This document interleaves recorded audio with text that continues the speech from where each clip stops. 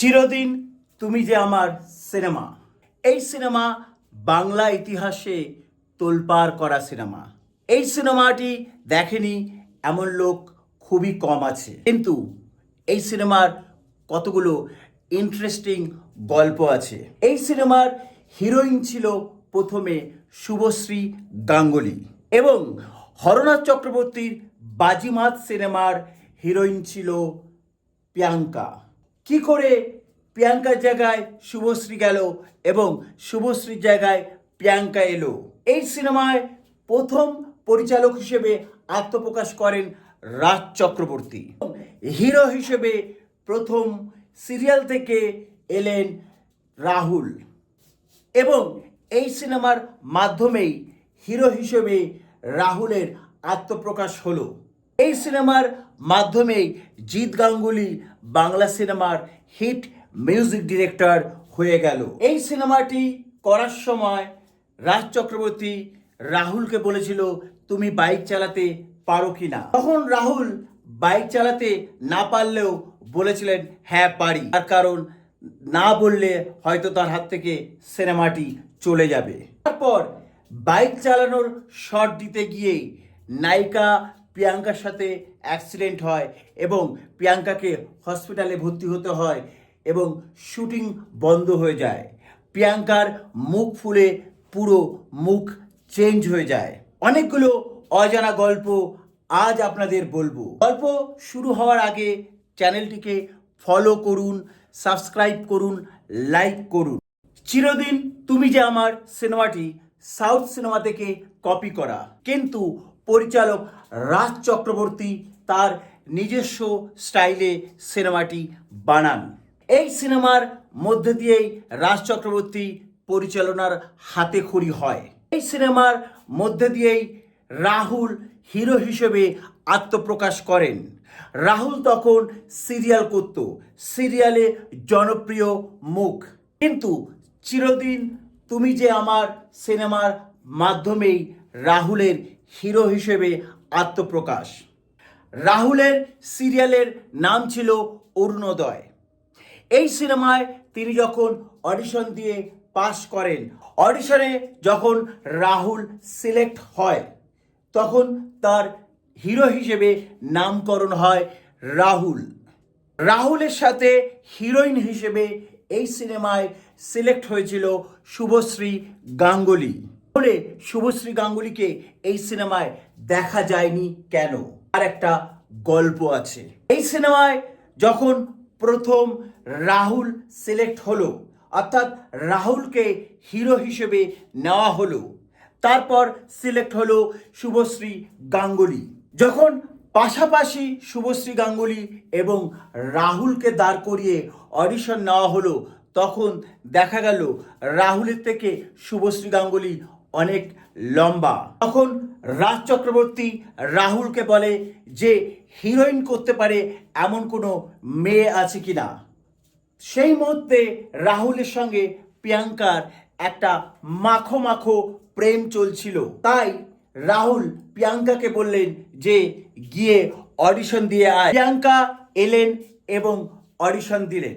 অডিশনে Priyanka select হলেন। প্রিয়াঙ্কা এই ছবির প্রডিউসার এবং ডিরেক্টরের খুবই পছন্দ হলো, কিন্তু সমস্যা একটা, এই ছবির হিরোইন হিসেবে তো প্রথমে শুভশ্রী গাঙ্গুলিকে নেওয়া হয়েছে এবং প্রিয়াঙ্কাও সেই মুহূর্তে হরনাথ চক্রবর্তীর বাজিমাত, যার হিরো ছিল সোহম, তার হিরোইন হিসেবে সিলেক্ট হয়েছে প্রিয়াঙ্কা। তখন এই ছবির প্রডিউসার তিনি ঠিক করলেন প্রিয়াঙ্কা চলে আসবেন চিরদিন তুমি যে আমার হিরোইন হিসেবে এবং শুভশ্রী গাঙ্গুলি চলে যাবেন হরনাথ চক্রবর্তীর বাজিমাতে সোহমের হিরোইন হিসেবে। এইভাবে পাল্টে গিয়েছিল প্রিয়াঙ্কা এবং শুভশ্রী। এই সিনেমায় রাহুল যখন সিলেক্ট হয়, রাহুলকে জিজ্ঞেস করা হয় যে তুমি বাইক চালাতে পারো কি না। তখন রাহুল সিনেমাটি হাত থেকে যাতে চলে না যায় তার জন্য বলেছিল তিনি বাইক চালাতে পারেন, কিন্তু রাহুল বাইক চালাতে পারেন না। রাহুল এই সিনেমায় হিরো হিসেবে যখন সিলেক্ট হলো, তখন মডার্ন বাইক নিয়ে তিনি বাইক চালানো শেখে। কিন্তু সমস্যা হলো অন্য।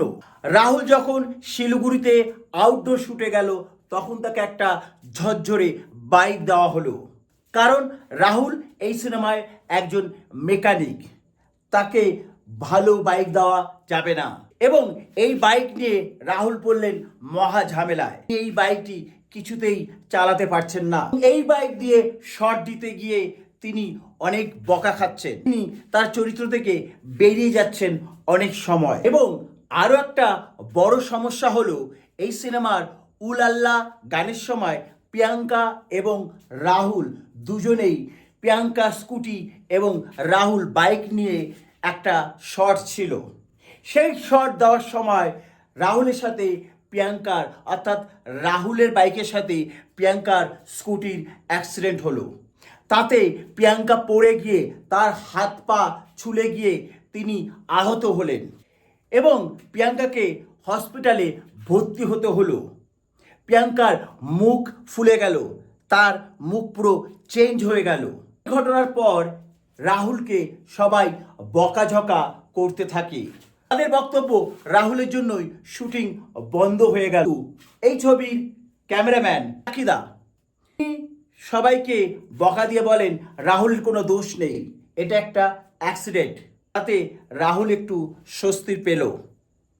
এবং এই ছবিতে প্রিয়াঙ্কার যে বান্ধবী করেছিল টিনা, তিনি এখন বোম্বের বড় সিরিয়ালের নায়িকা। তিনিও রাহুলকে অনেক মেন্টালি সাপোর্ট দেন যে তার কোনো দোষ ছিল না প্রিয়াঙ্কার এই অ্যাক্সিডেন্টের জন্য। এবং এই ছবিটি, এই অ্যাক্সিডেন্টের শ্যুটটা একদম ছবির লাস্টের দিকে ছিল, কিন্তু রাহুলের কপাল ভালো, এই ছবিটি একদম শেষের দিকে। বাইক চালাতে পারে না বলে রাহুলের একটা ভয়ও কাজ করছিল। এরপর প্রিয়াঙ্কা সুস্থ হয়ে সিনেমার শুটিং কমপ্লিট হলো। এরপর সিনেমা রিলিজ করলো। সিনেমা পুরো ইতিহাস করে দিল। দলে দলে মানুষ এই সিনেমা দেখার জন্য হলে লাইন দিল। এই সিনেমাটি দেখার জন্য মানুষ পাগলের মতন করছিল। এই সিনেমার প্রত্যেকটা গান হিট, মানুষের মুখে মুখে ফিরছিল এই সিনেমার প্রত্যেকটা গান। এই ছবির মিউজিক ডিরেক্টর ছিল জিৎ গাঙ্গুলি। চিরদিন তুমি যে আমার সিনেমার মাধ্যমেই মিউজিক ডিরেক্টর জিৎ গাঙ্গুলি তার পাকা আসন স্থাপন করলেন। এবং চিরদিন তুমি যে আমার সিনেমার মাধ্যমেই উঠে এলো নতুন নায়ক রাহুল এবং নতুন নায়িকা প্রিয়াঙ্কা, এবং উঠে এলো নতুন পরিচালক রাজ চক্রবর্তী। চিরদিন তুমি যে আমার অনেকগুলো ইতিহাস তৈরি করলো, নতুন সিরিয়ালের ছেলে মেয়েদের নিয়েও সিনেমা হিট করানো যায়। এরপর রাজ চক্রবর্তীকে আর পেছনে ফিরে তাকাতে হয়নি। তিনি একের পর এক হিট সিনেমা দিয়ে গেছেন। সিনেমার মাধ্যমেই জন্ম হয়েছে অনেকগুলোর নতুন ট্যালেন্ট, রাহুল, প্রিয়াঙ্কা এবং রাজ চক্রবর্তী।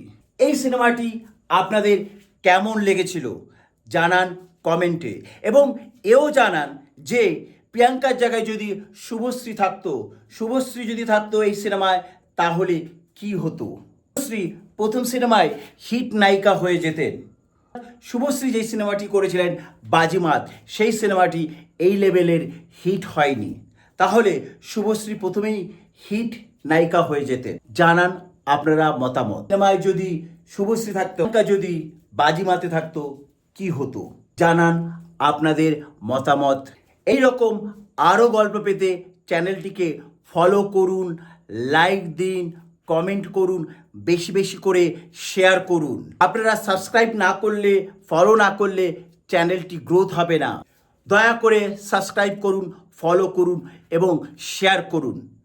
নমস্কার।